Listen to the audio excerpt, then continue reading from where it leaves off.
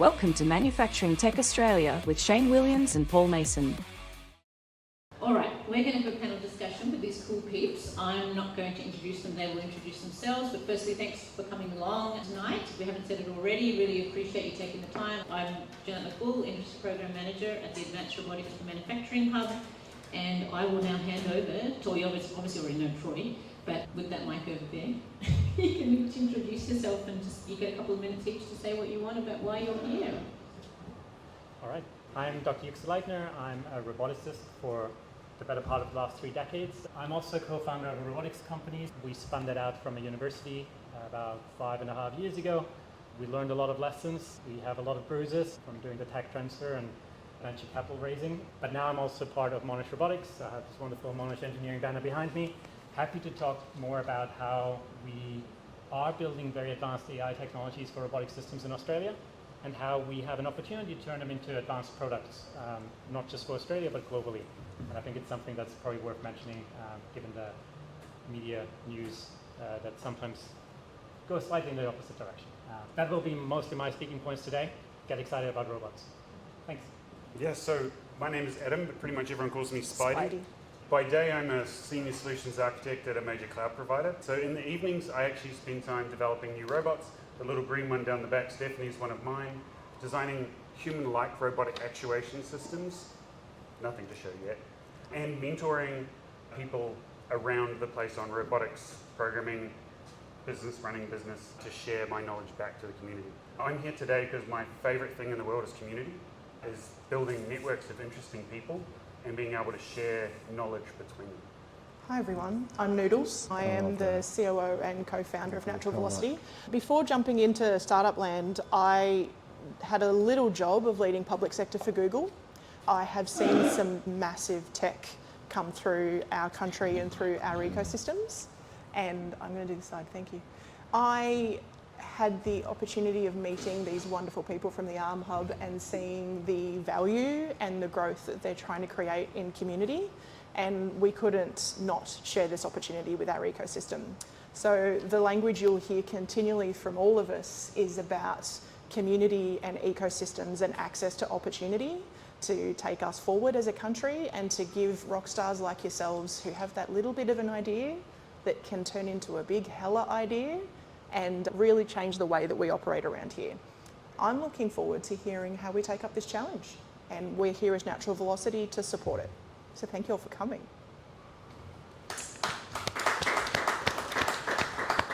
So that's our cool peeps that are going to be on the panel. This is going to flow. We're going to have some time for questions, obviously, after the discussion. But we've got a few points to get through, namely, why is this important? Jukse alluded to it. Why is it now? Why is it important? And why is it that it's Australia's turn and has been for a long time, and actually we're known internationally for a number of things. I think people just don't know really within Australia. And so it's about propelling that, the use of the same word. The other thing we're going to talk about is what does it really mean to be in residence at Mass Robotics? What does a sprint like this do for a startup or for a business that's innovating in the robotic space? And we'll close with some real world insights around what has it been, the experience been with innovating and growing something, scaling something. And then I've got a tricky question for all of the panelists that I've asked them to prepare at the end, just to finish things off for the night. So it's going to be a conversation, as I said, time for questions at the end, but let's let the conversation flow for now. So first question is, why is this of importance to Australia, and how does it align? We talked a little bit about strategic priorities for the country. So why is it important, and how in terms of impact? And anyone? Definitely start. You have the mic. Mm-hmm. I feel like I just defaulted. So I think from what I've seen in the industry, I probably don't have quite as much industry connection as my compatriots. But what I've seen in industry is that we are not a big player on the world stage. There are other countries that have stronger funding or larger groups of people. Some of the people that are mentoring are in Boston right now, and they're meeting with 20 investors a day. And they're talking about millions with zeros behind them. And I'm like, wow. I think why it's really important for Australia is for us to be on that stage and to get our innovators actually doing things. Because the thing about Australia, and I'm also from New Zealand, is that we're actually worldwide known for being innovators. People who come up with crazy ideas and make them happen. I think that made sense. Number 8, wide mentality, New Zealand. Yeah. Yeah, Did you know that AI, machine learning, back in the 90s, they released an open source platform from New Zealand that taught AI internationally for decades, and it's still downloaded 120,000 times a month. Yeah, from New Zealand, and they also invented R. If anyone knows that statistics software code, R, that's from Auckland University, and the other thing was from University of Waikato. Just thought I'd add that part. Fantastic. All right, before we turn into New Zealand trivia. But I'm Australian, so why is it important for Why is it Australia? important? Why is it important? So I think for a lot of what Spidey said, so we're not huge in the manufacturing space, and a lot of that has to do with our population. I wouldn't expect us to be as big as a country with 1 billion people, but where we do really work well above and beyond our size and capacity is in research and development, particularly in the robotics space. For many years now, on all of the statistics that are released around this topic, Australia is right at the top, and right at the top particularly for the scale of us. So prior to starting the Arm Hub, some of my background, I skipped that pretty early on, but I come from a research background, so I have a PhD in robotics. So I was with Queensland University of Technology and CSIRO for that. And as part of my role at the Arm Hub, I visit a lot of universities, and I see a lot of great technology that's being developed in Australia. And I think what Propel Air hopefully does is helps us get some of that technology out of these research institutions and get it into the world stage. And so this spans everywhere from manufacturing to field robotics, and we do see some of these bigger ones percolate to the top, and they have some success, but there's a lot more. That's really the tip of the iceberg. I think there's a lot more in universities of Australia that just, well, not just universities, but just in Australia in general. I don't want to say universities, I want to say just R&D in Australia. It gets absorbed back into the company and kept as in-house knowledge.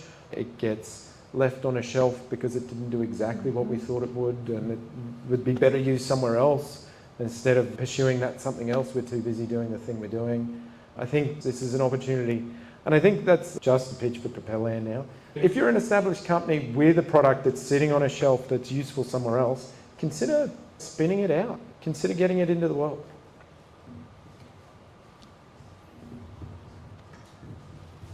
So the question was why, right? Yeah, so why is it important for Australia, and how does it align with Australia in terms of impact? And I think that was mentioned some of the reasons behind it, right? But I think it's still the question, why robotics now, why AI now?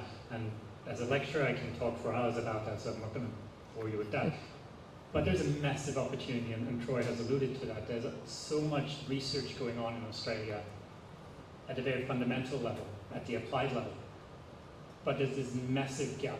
I'm not Australian, by the way, and I also don't want to dish on Australia, but there's a massive gap in how to turn that into useful products.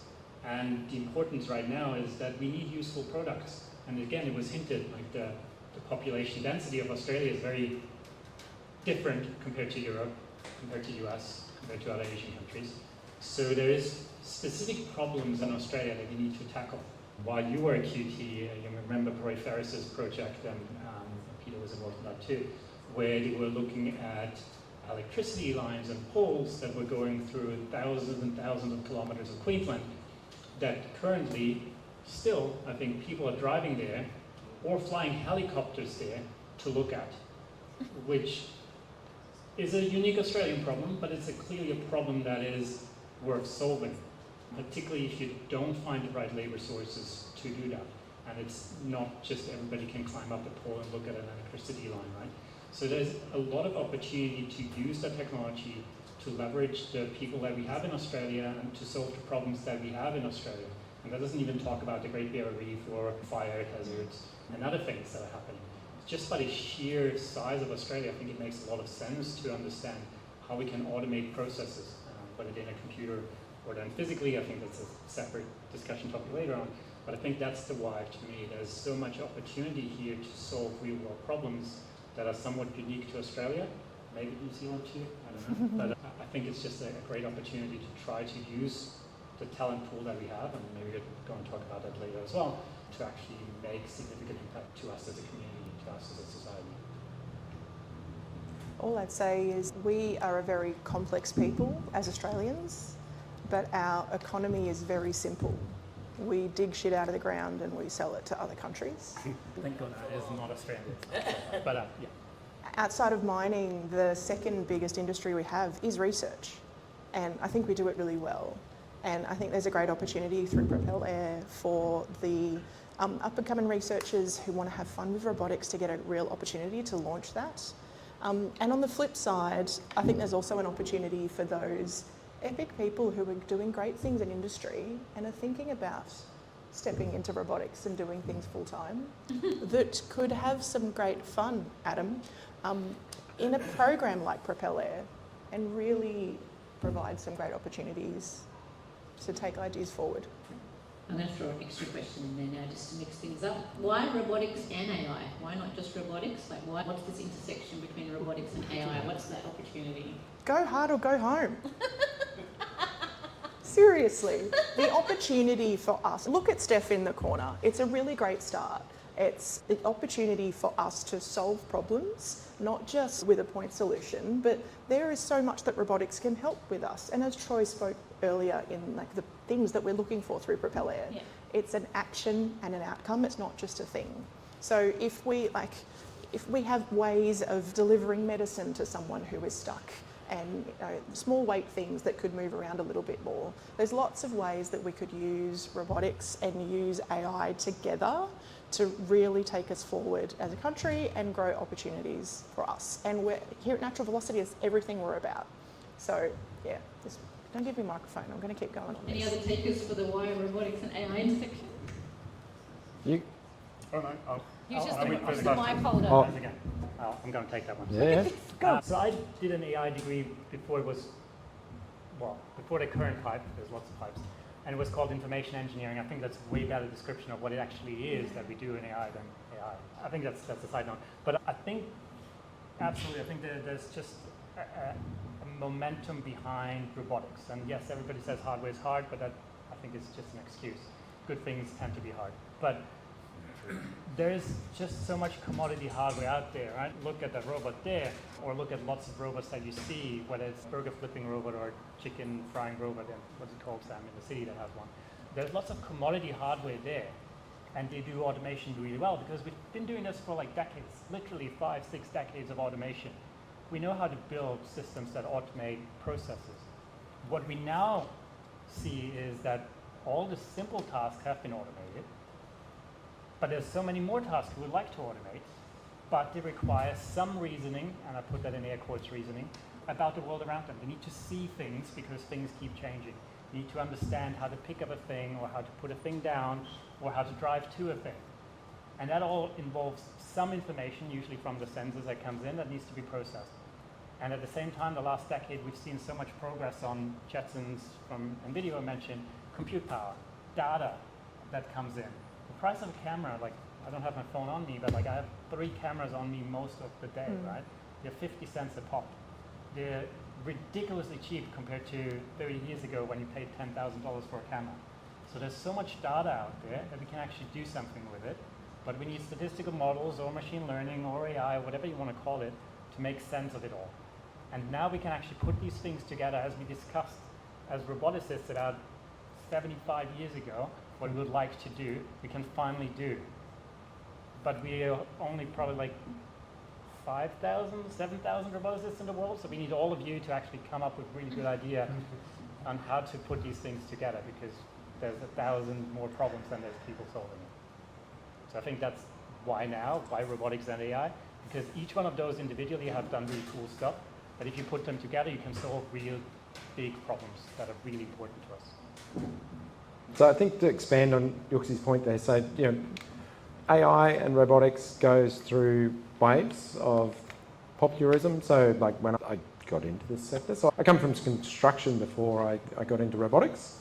When I came into this space, computer vision was the big thing. And computer vision was first proposed, I don't know, in the 70s? 1965. 65 at Sanford, and the proposal was to solve it in a summer research project. 6-week internship. 6 weeks internship, where 60 odd years, 70 years later now. And we're at a point now where we're getting really good data, we're getting really good understanding of semi-controlled environments, we're getting really good data back out of cameras. Where we miss that opportunity now is how do we do something with that data? We're really starting to understand the world with our cameras. We've got LiDAR. My phone doesn't, but, oh, actually it does. That's how it unlocks with my face. I'd say half the people in this room have a LiDAR in the back of their phone or in the front. We're capturing all of this data about the world. How do we start to do something with it? So why robotics and AI, and why now? That was the question. Yep. So I think now, to Yuxi's point, we have solved a lot of the easy robotics problems. But what AI as a tool does now is allows us to start to solve and do some of these harder problems. My day job is in manufacturing. We talk to manufacturers every day. And so the biggest challenge we hear is I can't use a robot in my workplace because we only make one of these, or we make 5, or we make... We have software for that. But yeah, we do now. We're starting to have software for that, but people don't know about it. There is starting to be software for those things. It's not software for all of them, but that's where this cutting edge AI and robotics can meet. Like, where's that reasoning between that understanding that AI has now? We keep talking about when we're going to reach the singularity and we'll have that takes over the world. I don't think we're close to that. But I do think we're close to AI that can help us with our everyday tasks and start to eat away at some of these repetitive tasks that we see in the world. So I like to talk about Australian manufacturing as not being mass production, but as being mass customised. And how do we help companies that are mass customising use robotics in a way that's not been possible in the past? I've got a small bit to add to that. Just from my experiences in building robots is much more kind of hardware based. And if you think about a robot moving, 24 motors is in that little spider, and it's got 3 cameras and an accelerometer which detects what angle it's on. If I was to build code to make it walk specifically, rather than use an engine to work out and analyze and build a model to make it walk automatically, I would have to write a bit of code for every single permutation of every single way that it needs to move, which is precisely what I've done. And the robot walks terribly. Looks great, yeah. But what happens if I put it on an uneven surface, or if I drop the TV remote and it puts its leg on it? It basically falls over or it breaks. With machine learning and AI, you can use things, you can build models that are dynamic, that are adaptive. You don't have to be like, if my foot is on the remote, don't push down so hard. You can build these systems to analyze and adapt. And I think that's where we're at a real inflection point, because things are getting incredibly powerful. And there's new kinds of models, like language models. An example I would use is my home assistant. I built my own little home devices to replace the big brand name one that I have. And I called it Charlotte, and I said, Charlotte, turn on the workshop light. And it said, I don't know what that is. And I said, turn on the light in the garage, which is called workshop light. And it said, I don't know what that is. I said, okay, turn on the garage light, which is in the workshop. And I got really confused. It's on the PowerPoint. I think it's number 3. Didn't know what to do. I hooked in a large language model, which has the ability to be given a context and take language.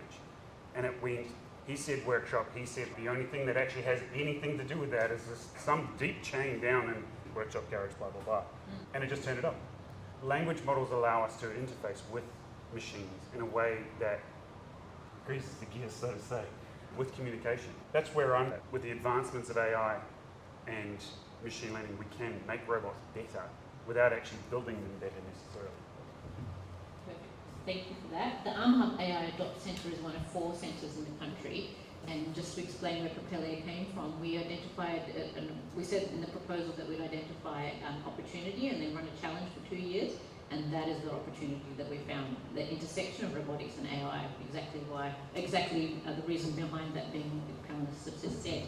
Now, a specific question, so mass robotics is great, it's fantastic, the whole environment in Boston is buzzing in terms of robotics. We've already talked about some of the things that you'll be able to do as a winner over there. It's one winner, it's a cohort of up to 10 that actually enter for that prize at pitch night on 31st of July. But what is really important, Troy was alluding to, is community. So talk now about what does that do? What is a sprint program like Propel AI, which is about building the AI and robotics community across the country and over in New Zealand? what does that mean for the country? Not in terms of, we've talked about priorities for the country, we've talked about the why now, but what does it mean in terms of our people and our graduates, our upcoming, I talked to a woman, she's here, she's teaching children how to play with robots, like work with robots now. My children know a little bit about it. That community element, what is the sprint program that's focused on community? Yes, the prize is mass robotics, and we'll talk about that shortly. Community. You want me to go? Just go. All right, I'll just go. So what I've noticed in being a mentor of people, not just in robotics and AI and things like that, in software engineering or technology in general, is I'm the wrong one. So I have one of my mentees at the moment is currently doing an average clip of about 2 impossible things a month. 2 things that she came to me and said, I want to do this. And I'm like, in the back of my head, I'm like, oh, no way, definitely not. And she didn't know you can't do that, so she went ahead and did it anyway.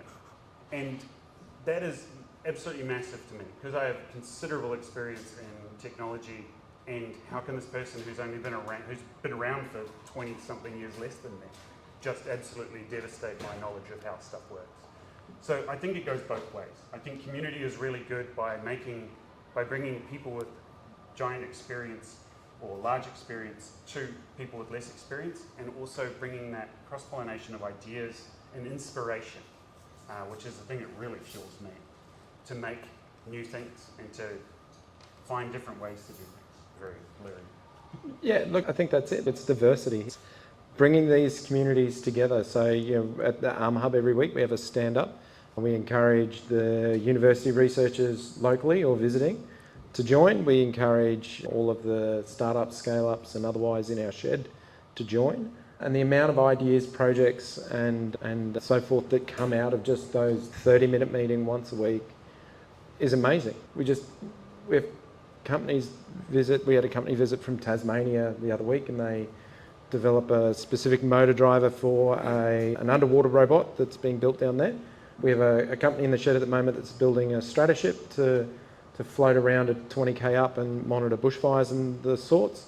And Dan just asked us, can you make a motor driver with these requirements to survive at 20 kilometres up without icing up? And they were like, sure, we can do that. And we have those conversations with people weekly, and I think that's what community does. Community grows ideas that nobody in the group would have thought of on their own. Or I love the comment about community growing ideas that you wouldn't think of on your own, because that's the whole thing about community. You get to elevate and you get to learn from other people. And what I love about our ecosystem and what's going to go forward in Propel Air as well is that ability for joint ventures to happen and for cross-collaboration to happen. And through this program, you'll meet someone else that's got a funky idea that aligns into what you're doing, and you make beautiful tech babies of all the random things that are going to come out that you don't even think of yet. This is what I love about our sector. There are jobs that are going to be created that we don't know about yet. Things will be created that we don't know about yet. Get me? There are so many things on the horizon that community and ecosystems have the power to create, and programs like this and Industry Growth Fund, all of those sorts of pieces that are coming through federal government right now, I'm thankful for. And as an advisor that comes from significant experience working in public sector with leaders, there are a hell of a lot of grants that are out there for people who have ideas in fun things. Ag tech is a big one right now where there's a lot of cash being run around. And unless you have connections into those worlds, you wouldn't necessarily know that cash is even there. And if you're in a situation where bootstrapped, you've got no cash left in the bank, sometimes a pivot into something that can help in an ag tech lens where there is some money can be really helpful for your business. So that's what ecosystems can bring for me anyway. I said I'm not going to teach in Australia, so retract that statement. When I came to Australia, one thing that really I found very peculiar was that people don't talk to each other or work very well together in this country. And still don't fully understand this after a decade being here, why it is. It seems like everybody wants to be the big fish in this tiny pond that Australia is, and you have this massive ocean all around that needs solving problems. So I don't understand how to leverage or how to overcome this to leverage the communities. I think you're absolutely right. I think communities are critical. As Troy said, also new ideas come to fruition by people talking to each other. There was this quote that obviously I don't remember exactly, but everybody has like a half idea in the brain, right? Like an idea of solving something, but it's half-baked. and then you start talking to somebody else, and you need to basically find the other half to your problem or idea solution and stick them together. And there's a very good quote, again, look it up, I don't know what it is, but I think it's very important that you have this interaction with people that think differently to you to solve these problems together, because alone it's tough, right? Kudos to building a robot by yourself, right? It's hardware, it's software, it's electricity, it's power, way too many things, right? I'd rather work with someone. I had that when I was younger. No, but it's easier if you find somebody to solve the same problems alongside. And I feel there's, after being here both as an academic and in startup land or industry land, it's not just a startup problem, it's not just a technology problem. I think there's lots of communities that could be fostered that aren't, and that just don't work together. And I don't have a solution to that, apart from go out and talk to people and just build communities. We built Brisbane AI from the ground up in Brisbane, and it was a rocket ship. It was fascinating to see 250 or so people rock up to our first event. It was mind-boggling. But you have to do it, right? Somebody has to do it, and it seems not a lot of people in Australia are doing it. So again, kudos to the people here that have put this thing together. And I think there's so much power in those communities that really have a massive opportunity. And again, think of communities that are slightly adjacent or outside of your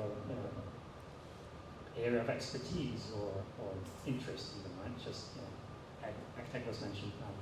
I'm a roboticist. Our company deploys robots in ag and manufacturing and other things. But basically somebody said, hey, can your robot pick up an avocado? And I was like, yeah. And we're like, cool, because it's a big problem. Like, tell me more. But that's something that wouldn't happen if I wouldn't go to people talking about these problems at ag events or industry events or other things. So I think it's partly on you to build that community as well. I think we've tried, most of people up here have tried to build communities around this country. I think it's absolutely necessary because you want to solve big problems and you need more than your half-baked idea in your brain to solve that problem. So yeah, build communities. It's tough, but just spend a couple of hours a week on it because some people have way too much time in there. I'm going to hijack one last comment on that. Communities also have your customers. Yes. We're talking about communities having the other puzzle piece to solve your problem or the advice on maybe where a grant is, but communities are also where your customers come from. And they might not be the communities you think. And your employees. Oh, yeah. That was that. Yeah. Mass robotics was mentioned, right? Next question. What does it mean to go to mass robotics? I've not been to mass robotics, but I visited mass robotics about 10 years ago. So it's similar to what Natural Velocity is trying to do, maybe a bit simplified. It's a co-working space, it's shared resources, it's a lot of shared ideas and shared hardware, which is good for robotics, meaning that you don't have to buy a new robot to test things or new cameras. You just go to the guy over there and say, hey, are you finished with this camera? Which is nice. But to the point, connecting that to the previous statement, I'm pretty sure, and I don't have the numbers, and asked Rita about the numbers before, I'm pretty sure that Brisbane graduates more mechatronics students than Boston area combined. We have the talent in this country. We have very well-educated talent because I know that some of my PhD students went to Boston or other places in the US to build robotics companies because they can't build them here. It's not a question about talent. We have probably way too much talent. I think it's more the question of turning that talent to something useful. And again, I think that's the other side of the community, right? If you're a business and you need a problem solved,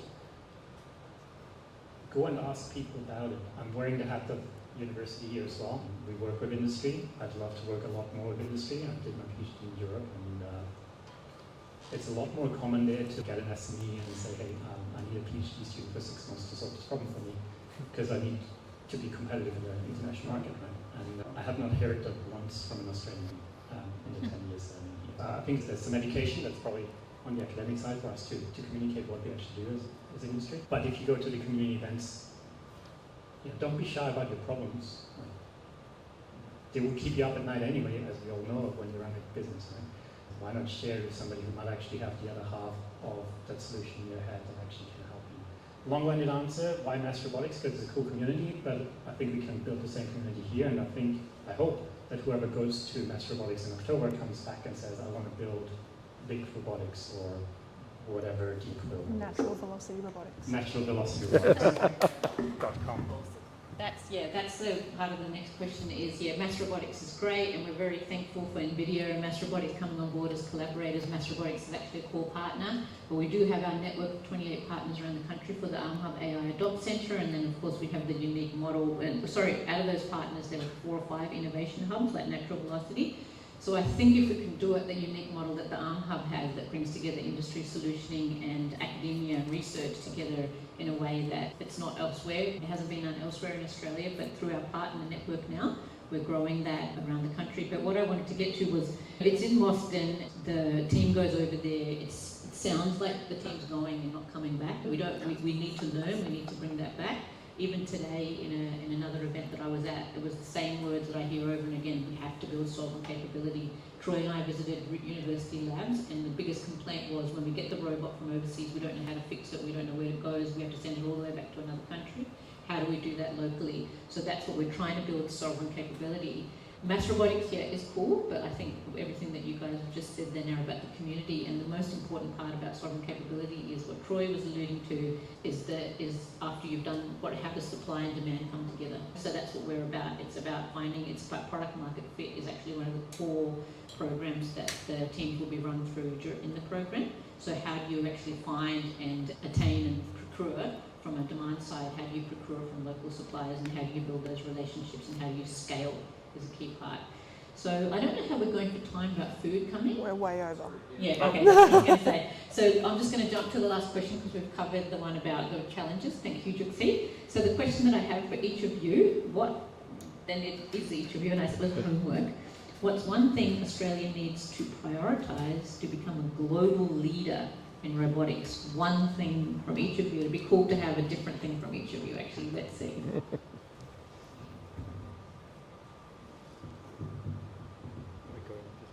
All right, so first of all, I'm going to hijack it. The comment about industry PhDs and getting people into the industry.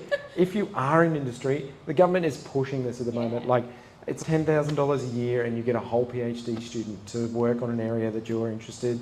CSIRO have one. I'm going to throw Peter under the bus. It's iPhD. It's there. Industry needs to take it up. You're going to get a PhD student who's interested in something that your company needs. I think you get them dedicated for 3 months a year. But otherwise they're working on something that you need, but dedicated, they come out for 3 months, intern at your place. It's Is that there. the one thing that we need to prioritise? No, that's there, that exists. Come on. The one thing we need to prioritise is getting that tech out. And it's like, how do we yank it out? How do we get it out of people's hands? How do we get it into the community? How do we get it out there? That's the big thing. My PhD is sitting on a shelf collecting dust because commercialising it was so hard. How do we remove those barriers? That's the big one. How do we remove those barriers and get our brilliant work into the world? So I would have said commercialisation, so thanks for stealing my thunder. Now you have to have another one. So That's the benefit of going first. mine is a mindset, Yep. and that is curiosity. Yep. I want us to be bolder. I want us to back ourselves. I want us to have that solid community underpinning our solid ideas so that we can make epic shit that allows us to be the epic country that we are on that global scale. That's it. Throw it at the wall, have a go, No. let it fail fast. Exactly, and fail forward. Yeah. So I did the homework, and I spent a great deal of time talking about community, which we've banged on about all evening. And then my backup was creativity and inspiration, which Sorry. Now you've Noodles taken just stole. Yeah. I actually think, I remember there was some old 80s movie where a kid developed an idea of pay it forward. Oh, that was the movie. It was called Pay It Forward. It was called Pay It Forward? Yes, it was. My memory is really good for not names. I think that we need that mentality in the community. I mentor people, sounds like a glamorous thing. It's not something I get paid for. I typically at any one time have 12 people that I'm supporting at least once a day. Not each. I'm not superhuman. So I think that kind of thing where you're actually supporting other people with your success, bringing in smart new minds, is something that this country really needs.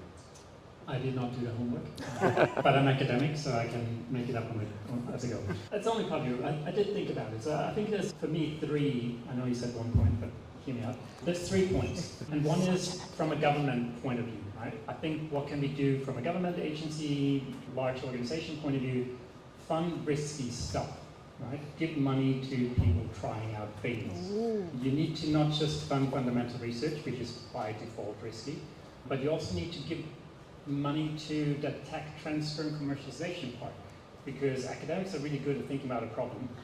Most of the time we think about the wrong problem, though, because we don't know it yet, right? So that's the whole point. We just think, and then we solve it. Actually, there's a better way of solving it. But we don't usually think about how we turn this thing into a product, or how to even explore the capabilities of that technology to turn into a fundamentally useful product. And I think that's something that needs to be funded. Again, if you look at other countries, they're doing way better job at that. So I think that's on the government level. I wear two hats, and that's where the other 2 points come from. As an academic, I think we need to better educate our students about what other pathways there are for them to actually do exciting things. Yes, they can go into mining and get a lot of money by working Mount Isa or something, but that's not the only way they can do that. And I think we need to be better at telling them there's other ways of finding useful work and getting rewarded by that, either monetary or otherwise, to do really cool stuff. And I think that's something that's on us as an academic to make that clear. You're not doing those grades just because it's giving you a certificate of something, which I don't know if industry cares too much about it. But it's a pathway that allows you to explore new ideas and put them out into the industry.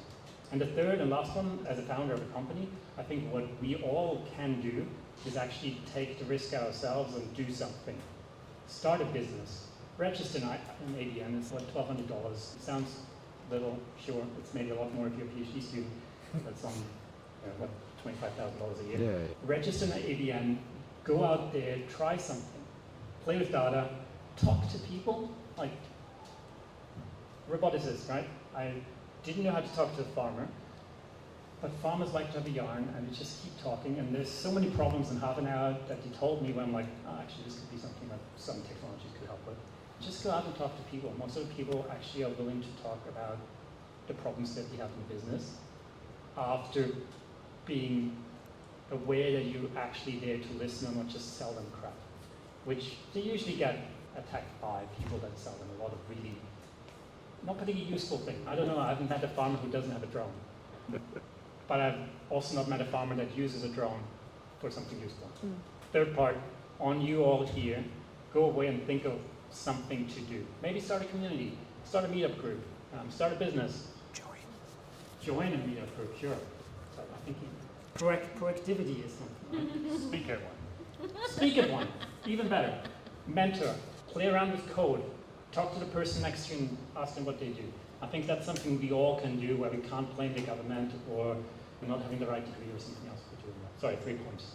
I know you said one. You did well for not doing your homework though, didn't you? We'll wrap it up. Do we have time for questions from the audience, or shall we just... Do that over food. Over food, all right. Oh no, hang on, we've got a question from Fred. Oh. He's jumped in. I've got a serious question. Okay. I don't know how much time do we have. Oh, We can talk to them over food. Up to you. We But answer you with can one think word about it. and then we explain the word over food. Okay. I've got a very serious question. You can think about it. For small businesses and medium businesses, we've got a serious problem. We need a support from the government. We are shutting down. How are we going to do that? look, I love you all. It's fantastic what you guys are doing. It's fantastic. come and talk to me in my day job, yeah? Yeah. So, How can we come and talk to me. How can we wake up the government to really support us and make it work? Let them have a think about that, and then I'm Let sure them they'll have come a up with an think. answer. Give me the answer. I Yeah. need it. They will be. I was just going to say a robotic spider. I mean, One. Who wants to do closing comments? Go for it, Okay. Go for it. All right, well, thank you again for being. Thank you for your patience. Apologies for the issue with the transport. We did not know that there was a Grand Prix in town. What? Join us for some food and nibble, some drinks and nibbles over there. Get in touch with Troy or I, Natural Velocity. If the guys are here, their contact information, easy to find. And this is the start of the tour. If you want to join online, April, May, we've got some virtual events. Otherwise, just get in touch, have a look at the terms and conditions, talk to us. Thank you very much. Good Thank evening. you. Thanks for tuning in to Manufacturing Tech Australia with Shane and Paul, recorded on the traditional lands of the Bunurong and Wurundjeri people. For more information, jump on the manufacturingtech.au website. Remember to hit the follow button to join us again next time as we continue to explore the intersection of manufacturing and technology.